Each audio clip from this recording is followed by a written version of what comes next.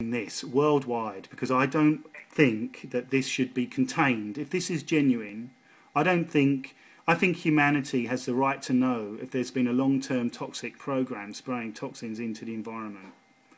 And, you know, a lot of people have become ill.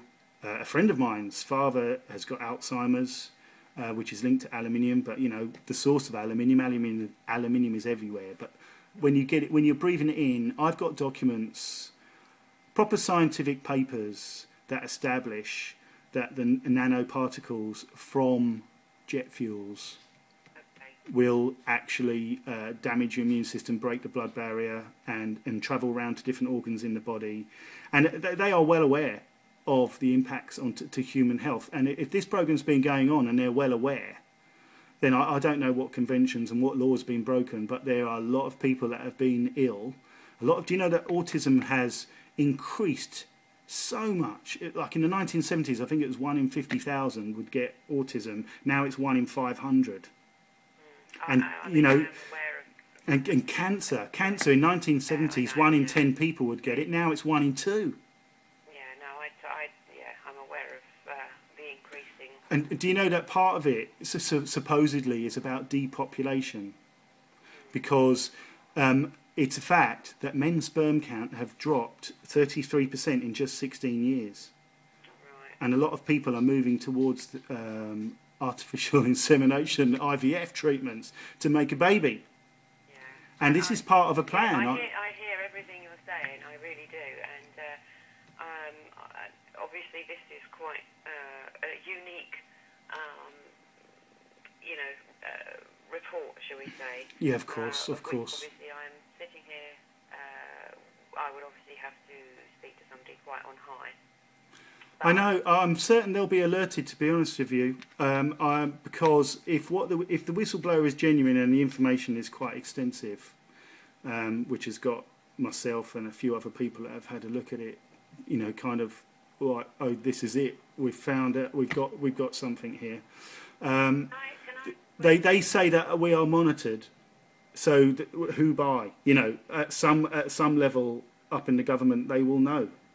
Can I ask who and when you may publish this, and where you may publish this? Well, the thing is, I have to go to England tomorrow, and I'm speaking at 3 conferences, and obviously I'll be making this information public.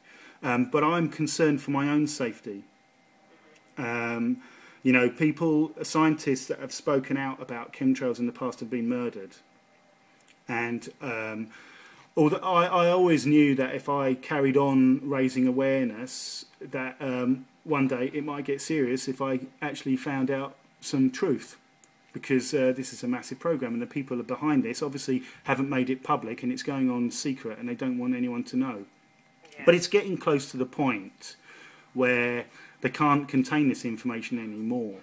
But I've also been to Oxford University and met up with somebody connected with the regulations for geoengineering, because the government are openly trying to lobby other nations to accept geoengineering as a strategy against this fraudulent claim of global warming.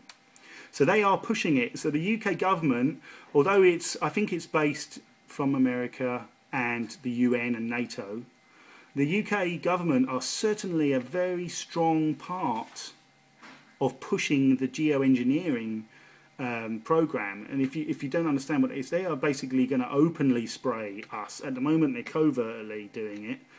And they're going to openly spray us with all these toxins. And it's a bit like the fracking situation. You know, they've sanitized it, and they're going to poison our environment, and they just go ahead and do it anyway. And so the thing is, it's like our water won't be safe to drink, our food won't be safe to drink, and the air we breathe isn't safe to drink. And this is going on. I think people have the right to be consulted, and if they don't want this to happen, I think they've got the right to say no and stop it. Okay. Well, what I need to do is obviously need to take some advice. But are you in a position to put anything down to an email to me? Yeah, I will. Yeah, definitely, of course. That I can then, because I know it sounds ridiculous, but it helps us to audit ourselves that we obviously these things get moved on to the right people. So I need something in writing. Yeah. If you're prepared to do that, I can give you my email address here. Yeah. And then on receipt of that, I will see who I can highlight this to, because obviously it's quite, I'm not really sure exactly. Obviously, it's got to go right to the top. So that's what I need to do, but I can't go without anything tangible. Yeah, I understand. If that makes sense. Yeah, of course, of course. If you're prepared to do that, then I will go from there, and I will speak to even though my boss is on leave, I'll probably be able to give him a call, and see what where the best persons to take this with for initial information, to see what. Obviously, it'll be out of our hands after that, but to see what can be, what the next step is, basically.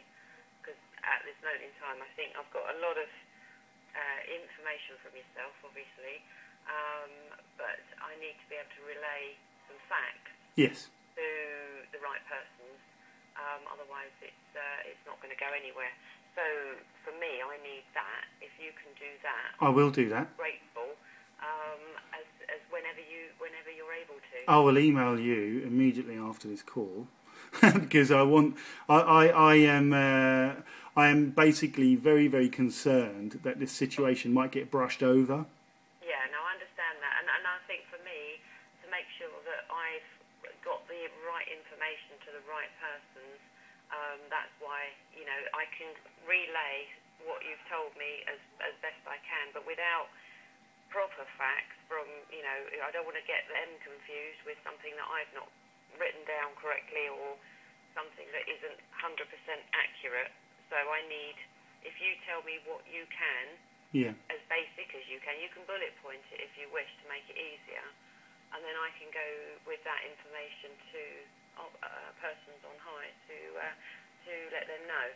Okay. And then we can go from there. Now, you mentioned about the legal side of things, and I was hoping you might be fishing out some numbers or addresses or something that I might be able to put into action as well. Some advice, really, because I don't know where, and I'm wondering if this is more for DFT or I'm not sure exactly where this needs to head, because obviously the DFT we are contracted to them.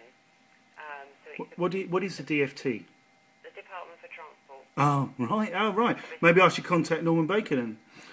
Well, I mean, at the end of the day, we are a regulator on behalf of the Department for Transport. So, that's where we sit.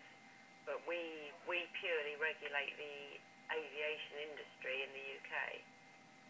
But if pyrofluoric fuel additives were added to aviation that were carrying people. Yes. And although apparently there have been accidents in the past because of this program, as I think I read out something about stalling, but I believe that there's been some explosions as well in the past. Right. There's one in Thailand, one just off New York, and I think, I'm not sure, the third one I think was in India, because this is a worldwide thing.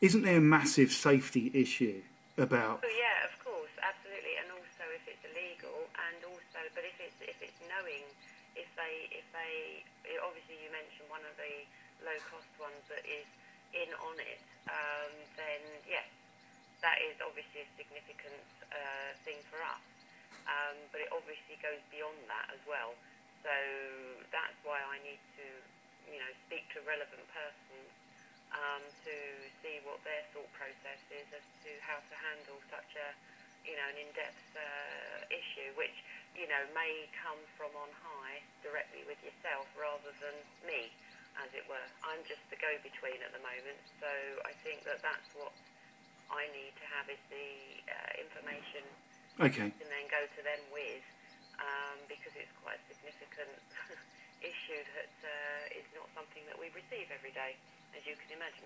No, I know. So, yeah, that's where I am, but obviously anything that you do give to me is part of the confidentiality process that we have in place. Mm-hmm. Obviously that will be treated with the utmost confidentiality, and it will be taken directly to persons as I see fit. But I will speak to my immediate boss, who is, as I say, he's on leave, but he's at home, so I can call him. Is that Sean Parker? It is. Because I tried to call him. I called up the day before yesterday, and he was in a meeting, so I couldn't speak to him. Yeah. And then it was call back after 5 o'clock. So I called back at 5:10, and there was no answer, so I missed him. Right. Yesterday I was consulting with people. Meetings, unfortunately, yes. Is he? So that is for sure. But as I say, if we start with something on paper to me, then I really can go from there. Well, email's fine, isn't it? Say again? Email is fine. Yeah, okay. that's fine. But if you do it directly to my email address, and I'll give you that if you've got a pen and paper handy. Yes, I'm ready. Okay, it's Sharon, SHARON. Yeah.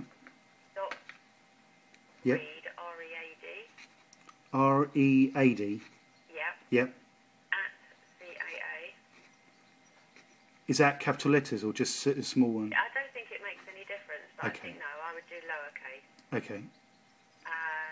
So caa.co.uk. Okay.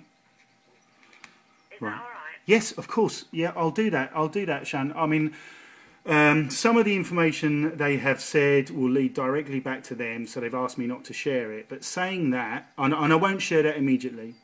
Oh, no, I mean, as I say, you give what you can within reason, as long as it has some of the bare bones of what you've explained, so that I can, something tangible that can be, given to the right person for, for their look at it and to understand where we're coming from. And obviously I can fill in the information that I've written down as well.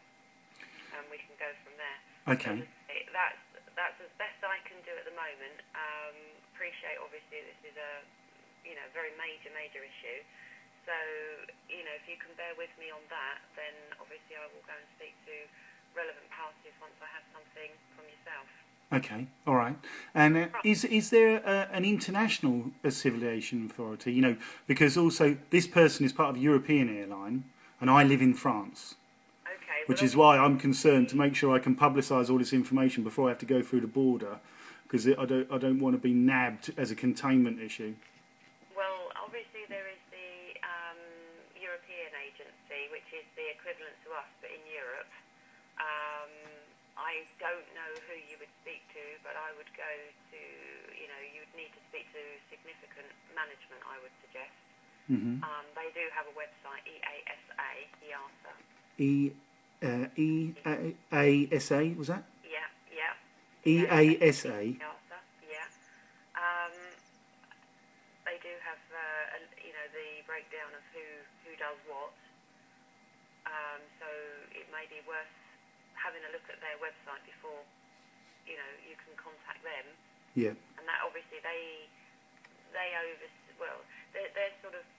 basically their job is to bring Europe onto the same level playing field with all the national authorities in the member states, which there are about 27 of us, of which we're one of them. So, if you wanted to contact them, obviously that's down to you. But that's we also, work with them in terms of regulations. But it's mainly to do with as I say, bringing everybody to the same levels. So our safety mechanisms are the same as other countries and vice versa. Centralisation, yeah. Yeah. Yeah. Everyone loses their job, and we see it time and time again, don't we? As I say, we still regulate our own persons within those guidelines. So that's where we are. Okay. All right. So can I just recap? I got the EASA. Correct. Yeah. And I didn't get the rest of the site or. That's basically it. Oh, okay. I'll just put that in and I'll find them. Yeah. It's the European Agency, Safety Agency. Right. Okay. All right. Well, thank you for your time. Or European Aviation Safety Agency, I should say. I don't normally say it in all its words, so it's normally just ER. Just abbreviated, yeah. All right. Okay. Well, I'll